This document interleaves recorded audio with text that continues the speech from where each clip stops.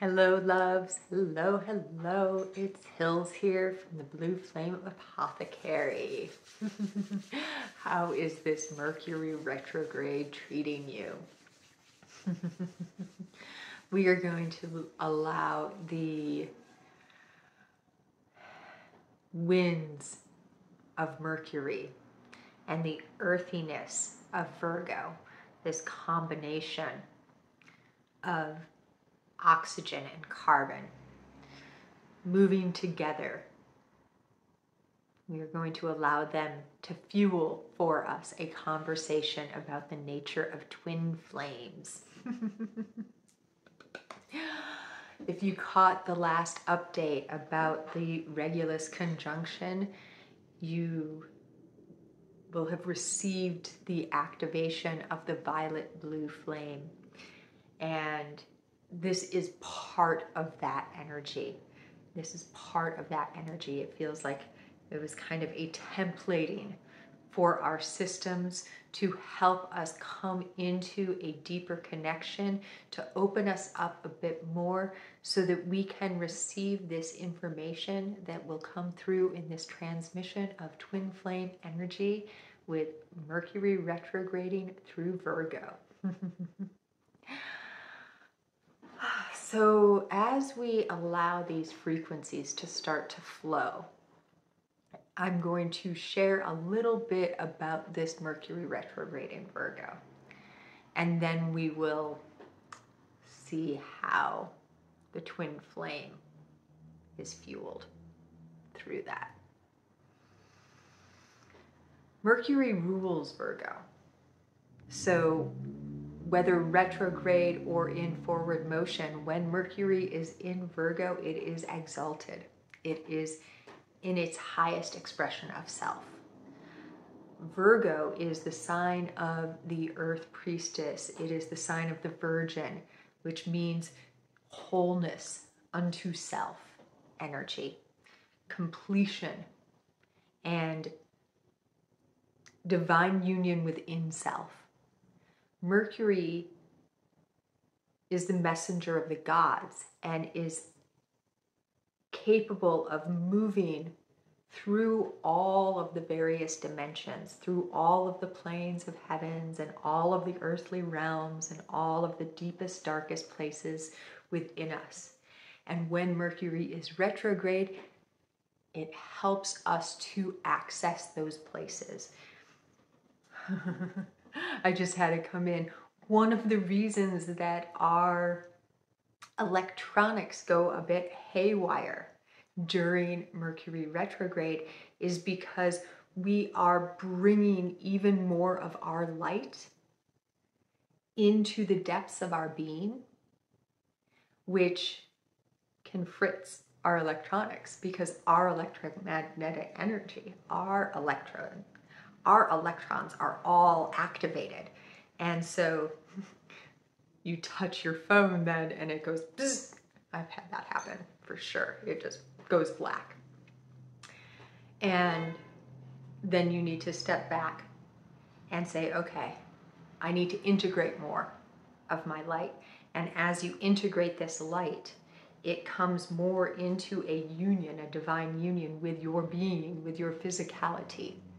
And through that, things start to cycle back up. Things start to power back up, and you're able to interact with the world in a new way, with your electronics in a new way. Mercury is going retrograde in Virgo while the sun is in Virgo, and they are going to cross paths while Mercury is moving backwards. Mercury will be in retrograde until the 8th of September, so through a bunch of the sun's transit, and will be in shadow retrograde through the entirety of the sun's transit through Virgo. So we have this really beautiful energetic template for going deep, for clearing out, and for going deep with a fine-tooth comb.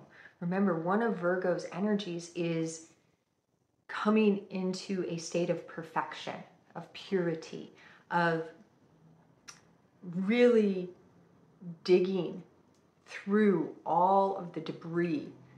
When we say, I'm going to put a fine-tooth comb through that, we are separating all of the individual strands so that everything is running nice and smooth. Everything is running nice and smooth. That's Virgo energy. That is what it means to purify. You're pulling all of the knots and all of the debris out of something. When Mercury's retrograde in this energy, just imagine the amount of purification that we can have through this cycle of this next month. Which brings me to the flames, right? What is a flame? A flame is a purification agent. When we are connecting to the alchemical flames, such as the violet flame or the blue flame or the violet blue flame, what we are connecting to is that place where we are able to clear everything away very quickly. Clear everything away very, very quickly. It fuels us. And what fuels fire? Material fuels fire. Carbon fuels fire. And oxygen, air, fuels fire. So we have all of this energy in the earth sign of Virgo with the air element that Mercury represents. All of this energy moving through with a massive influx of food for the fires of purification. For the fires of purification. Also, on the 29th, Uranus is about to go retrograde also. Completing all of our, oh, no, that's not true. Jupiter will go retrograde in September. But Uranus is electromagnetic energy. So just before we hit the full moon in Pisces, we'll have that energy going retrograde also. Let's take a breath. Let's take a beat. That's one of the things that Mercury retrograde in Virgo in particular asks us to do. Take a moment. Take a breath. Take a beat. And while we do this, you're invited to let bubble to the surface, let rise to the surface all of the things that you have learned or been taught about what a twin flame is. Let them rise up and allow the flame element, that violet blue flame, to move through your being and through your heart to clear away any stuck energies, any ideas, any old, that's not really the whole truthnesses about these beliefs of twin flames, about what you've been taught a twin flame is. Allow that debris to clear away so that you can open up more to receive a little bit of new, potentially, information. There are many types of twin flames. There are many types of twin flames. We're going to talk about a couple of them today. The first and probably the most commonly known about is the twin flame that is a single soul that incarnates into two bodies to create something in this physical world, to do something in this physical world that it was decided at the time before incarnation it would take two physical bodies to do. Many times, and this is especially true back in the previous era, when I say the previous era, I want to stop there for a minute because this is important. When I say the previous era, what I'm talking about is basically everything before 2012. Everything since 2012, we are starting to come into the new era and the new way that these energies are running. So prior to that, one of the main ways that twin flames would come in is a single soul incarnating into two separate bodies to create something that it would take a unification of two physical beings to create. This does not necessarily mean kids. It does not mean a partnership as in a sacred partnership, a man and a woman, two women, two men, etc., that are meant to be married and spend their entire lives together in that like traditional sort of way. What it means is the project was so big that it was going to take two people to hold it. It was going to take two people to hold it. And so this could be a business venture. This could be the invention of something. It could be a new templating for the world, a new templating for the world, a new energetic state of being for the world.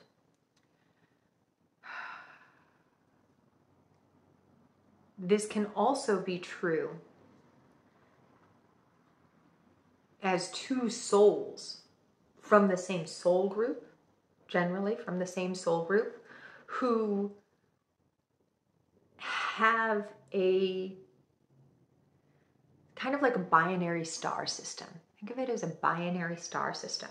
They orbit one another throughout the eons and eons and eons and cosmic realms, not just on this earth plane, but when they're not incarnate on this earth plane, they are still orbiting one another. They're orbiting one another. And so when they incarnate onto this earthly plane, they incarnate together, not always at the same time. Sometimes there's a couple of years, even a decade of time difference, sometimes even more. Sometimes the incarnation is as parent and daughter, parent and son, parent and child. Sometimes it is as lovers. One of the things that is almost always true with this particular sort of twin flame, and with all twin flame energies, the single soul is a little bit different, but it is a karmic cycle. When two things are orbiting one another, they're creating dynamics, energy, gravity around one another. So there's this push-pull energy. And that is how it plays out also in this plane. When these two beings, this binary star system, incarnates in two bodies here on this earthly plane, that push-pull continues. So a lot of times, this sort of twin flame will have a very hot relationship. There can be a lot of arguments and disagreements. They're triggering one another to help push them through to their next greatest state of being. And if one is trying to pull away, it can create a lot of tension for the other one. If you think about an orbit, as one starts to elongate that orbit, it can get really uncomfortable for both parties.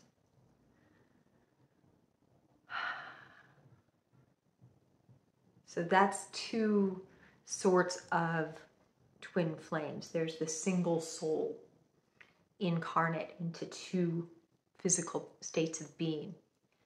And then there's the two souls, the binary star system that is orbiting together. But we don't only have binary star systems, do we? No, we don't. We have 3, 4, 5, even more. If you think of the Pleiades so close together, even by light year standards, that's 7 stars, sometimes 8, all orbiting very close to one another. They're transiting the same space together.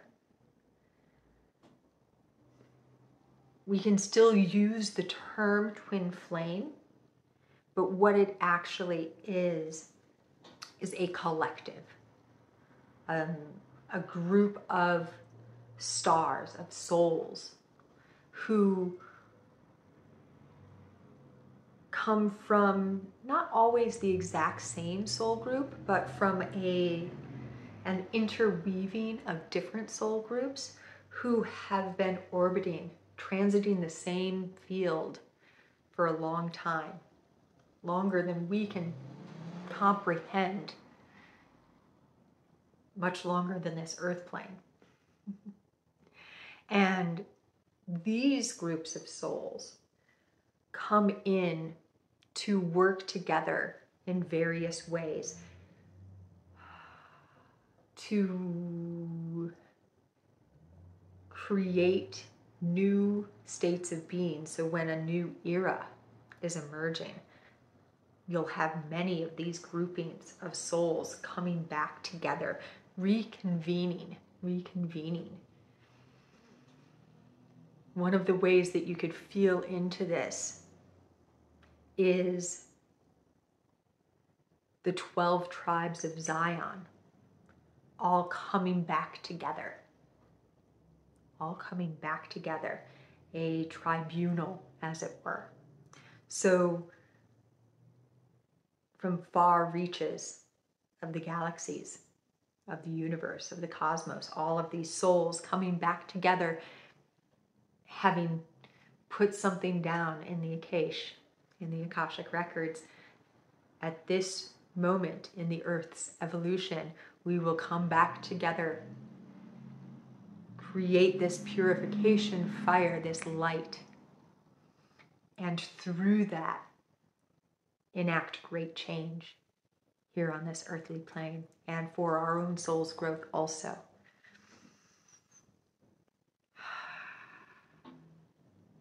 One of the, let me feel here, because there's something that wants to come through.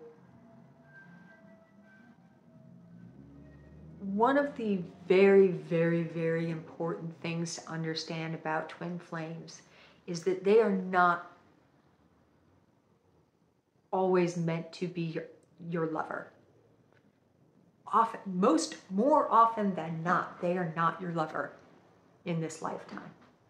That's not to say that the soul that is part of that twin flame connection with you is or hasn't ever been your lover. Likely you have been every single possible thing to one another over the course of many, many lifetimes.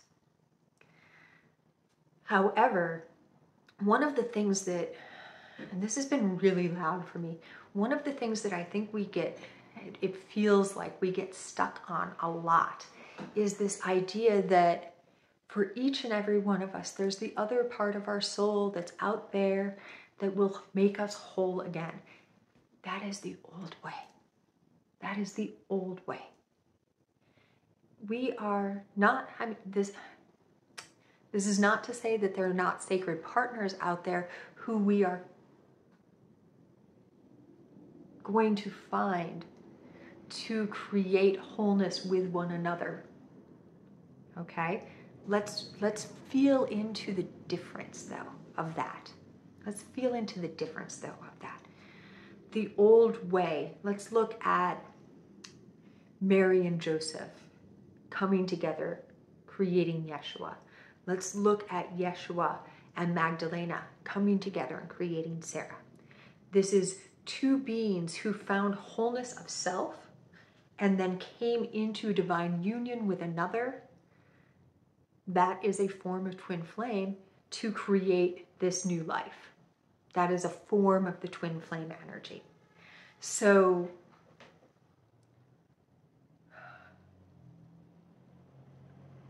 we got this idea that we're supposed to be looking for the other half of ourself, outside of ourself.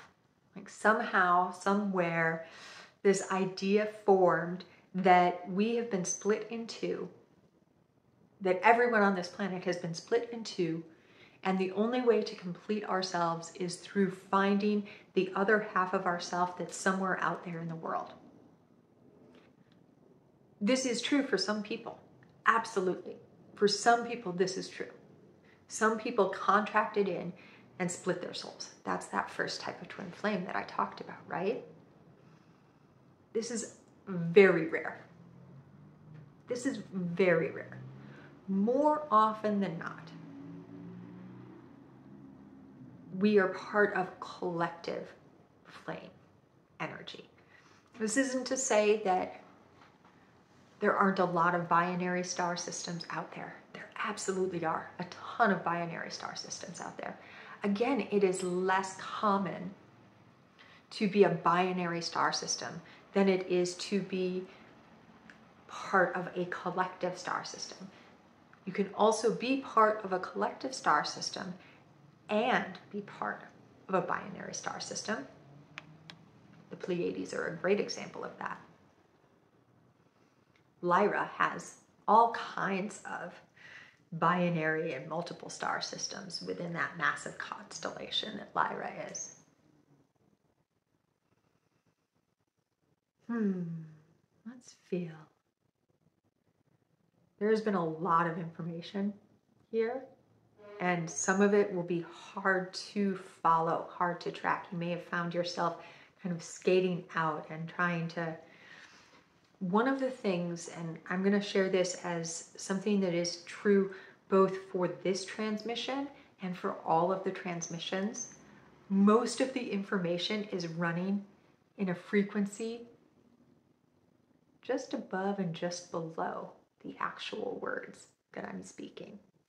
And it's hitting you in your energetic body as opposed to the ears that you hear with and the eyes that you see with in this material plane. So know that over the next days and weeks and through this Virgo retrograde season, you will probably find yourself called to either return to this video and watch it again and feel the frequencies coming through, or you'll find new information downloading into your system about what your purpose, your soul purpose is, how you are called to work with another individual, with yourself, and with collective groupings. I'm going to feel for a minute because I can tell that there's another piece that wants to come in. I'll invite you to breathe while I allow this flame to engulf me, that will allow me to share with you this information. It's coming back to the karmic cycles,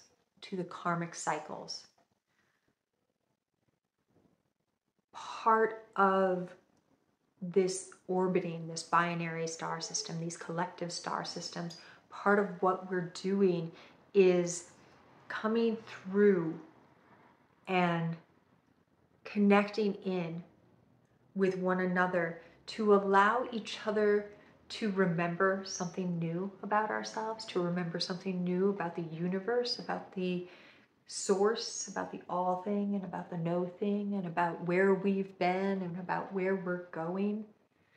Sometimes the person that we encounter as a twin flame is someone who treats us really badly. And one of the things that that particular relationship is for is to help us come into a state of reclaiming our power. To say, oh, no, I don't deserve to be treated that way. I can stand here whole unto self and say, I see you. Thank you for reminding me. I love you. But we can now separate. Our orbits can start to come apart in this lifetime. This is not to say that the orbits will not continue.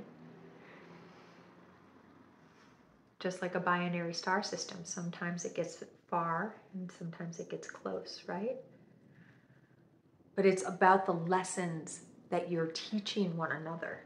It's about the lessons that you're teaching one another.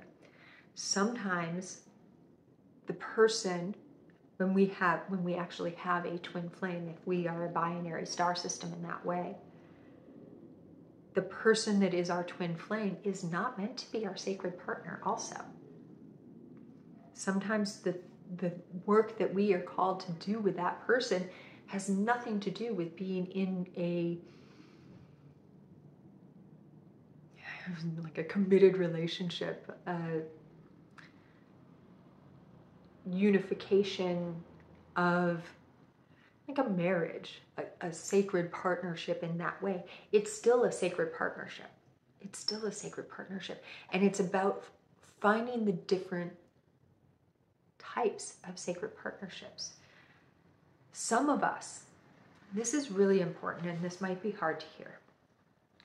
Some of us do not have a twin flame at all.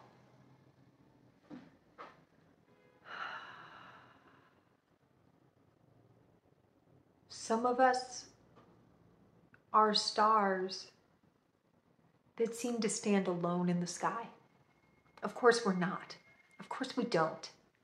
We are still part of that vast tapestry of light and dark that is the universe.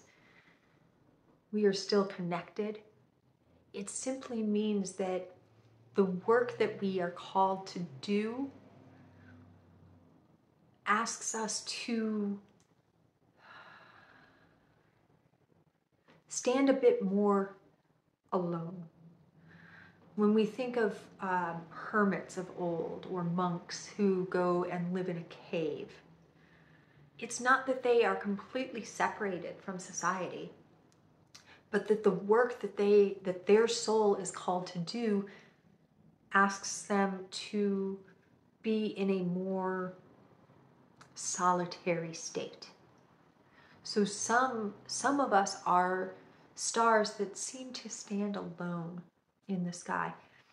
Many of those stars, Fomalhaut is one of them, burn really brightly.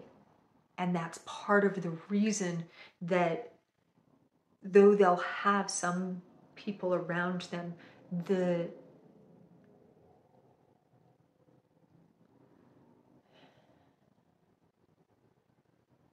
light that they put off, that emanates out from within them is so strong that everything else is held at a bit of a distance. For others, even though they emanate this massive, brilliant, bright light, they are called to work in collectives. So if you have this template of a more solitary star, if you tend to go your own way more often, it's not that you don't have friends or family around you, but the work that you're doing, your soul work, you tend to do it within yourself more. And it's not, I need to be out on this bright stage. Sometimes it is, even if you're solitary. It's very hard to talk about that because each and every one of us is so fucking unique. So whether we have a twin flame or we're binary star systems or we're collective star systems or we are solitary brilliant, bright lights. Each and every one of us will express that in our own way. So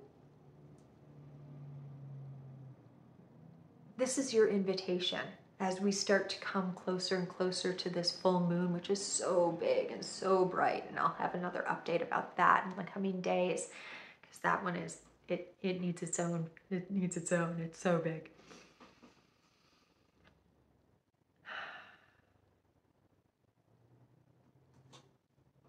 Allow yourself to connect to the sun in Virgo.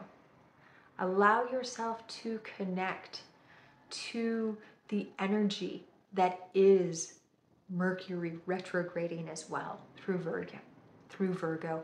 Allow yourself to run a fine-tooth comb through the ways that you have thought, through what you are bringing into the world, through what you have believed about incarnation in this earthly plane, and to what you believed about your expression of wholeness. One of the beautiful, beautiful energies of this Virgoian season is self-sufficiency, wholeness, self-sufficiency. I'm going to say self-sufficiency one more time, with the energy moving through of that does not mean you're doing it in a vacuum all by yourself. To be self-sufficient does not mean you can't ask for help, that you have to go it alone, that you have to do everything by yourself, and you can't be that you can't be dependent on another as well. Can we find that place where self-sufficiency does not mean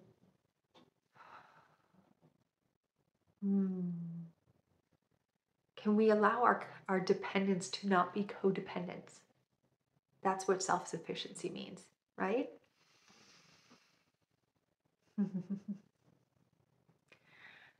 As you're taking this fine-tooth comb, now over this next month or so, can you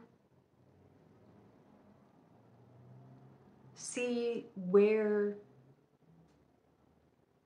you're asked to be a solitary star, where maybe you have a binary, maybe you have a single partner that you orbit through the cosmos with. Maybe you have a grouping of other stars that you orbit through the cosmos with. Maybe you have a single and a group. Can you see where each of these things, the solitary star, the binary star, and the collective star, is also something that is true for all of us, regardless of our twin flame nature? Each and every one of us is a solitary star, orbiting through this cosmos, having its own journeys and its own incarnations, and finding its wholeness, finding all of those ways to clear out, to feel anew, to discover new sensations and new light. And all of us are also part of a collective, of this universal consciousness of all of the stars, through all of the realms and all of the galaxies. We all orbit with one another. And there's one more little piece. Sometimes the binary stars are not right next to each other. Now I'm going to leave you with that to chew on, to allow it to move through your system. Sometimes the binary stars are not right next to each other. And sometimes there's binary galaxies. And with that, my friends, my dears, as always and in always, so much and many loves to you from, through, and beyond the all dimensions.